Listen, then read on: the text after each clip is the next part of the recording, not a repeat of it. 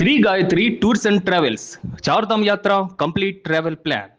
ఎంత పెద్ద hit movie అయినా థియేటర్ అని పూర్తయ్యాక టీవీ ఛానల్స్లో రావడం సహజం.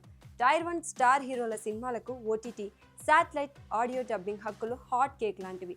కొన్ని కోట్లు అటు ఇటు అయినా ఫైనల్గా డీల్స్ అయితే జరిగిపోతాయి. ఆ మధ్య రాజా సబ్కి మేము అనుకున్న రేట్ రాకపోయినా చెప్పుకోదగ్గ మొత్తమే అందింది కాబట్టి రాజీ పడ్డామని నిర్మాత టీజే విశ్వప్రసాద్ ఒక ఇంటర్వ్యూలో చెప్పిన సంగతి తెలిసిందే. ఒక్కొక్కసారి కాంప్రమైజ్ కాకపోతే జరిగే నష్టం తీవ్రంగా ఉంటుంది.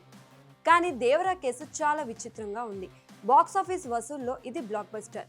నెట్ఫ్లిక్స్లో వచ్చినప్పుడు వారాల తరబడి ట్రెండింగ్లో ఉంది. కానీ ఇప్పటిదాకా శాటిలైట్ అమ్మకం జరగలేదు. దేవరా థియేటర్స్లో విడుదలైన అక్షరాల 578 రోజులైంది. ఇంత గ్యాప్లో ఏనాడు బుల్లితెర ప్రసారం జరగలేదు. తర్వాత వచ్చిన వార్ 2 నెక్స్ట్ వీక్ ప్రసారం కానుండగా దేవరా కన్నా ముందు చేసిన RRR సైతం 3 నెలలు దాటగానే టీవీ ఛానల్స్లో వచ్చింది. తారక్ కెరియర్లో టీవీలో రాని సినిమా దేవరా ఒకటే కావడం ట్విస్ట్. ఎంత ఓటీటీలో ఉన్నా టీవీ ఛానల్స్లో వచ్చినప్పుడు చూసే ఆడియన్స్ కోట్లలో ఉంటారు.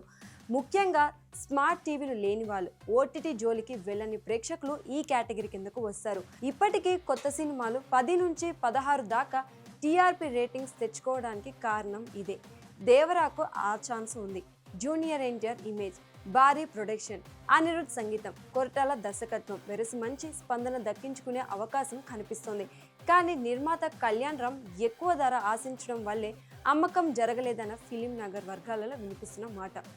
గతంలో ఇలాంటి డిలేస్ కొన్ని సినిమాలకు జరిగాయి. బాలకృష్ణ పరమవీర చక్ర ఇప్పటిదాకా బుల్లితెర ప్రసారం నోచుకోలేదు.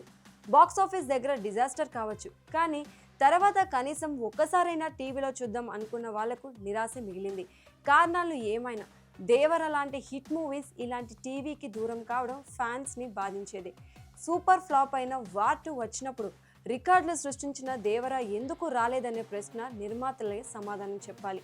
ప్రస్తుతం జూనియర్ ఎన్టీఆర్ కేజీఎఫ్ దర్శకుడు ప్రశాంత్ నీల్తో ఒక మూవీ చేస్తున్న సంగతి తెలిసిందే. దాని టీజర్ తారక పుట్టినరోజు సందర్భంగా మే 20 రానుంది.